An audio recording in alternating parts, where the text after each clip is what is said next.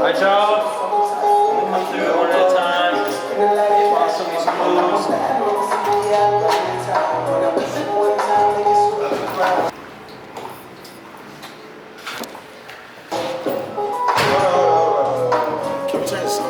Yeah, so here we sell about 200 cars a month.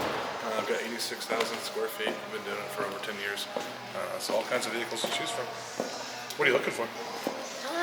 Something souped up, old school, maybe a Chevy. Nice, very cool. Yeah, I've got Chevelles, Camaros, all kinds of stuff to show you.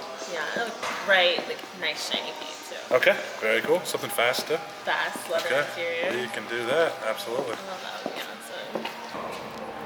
Release your inhibitions. Okay, so we were talking about a GTO. That one looks perfect. That's a really nice car. I know you were looking for something fast. That one is fast for sure. It's great. It's just like a motor. I don't know what's going on.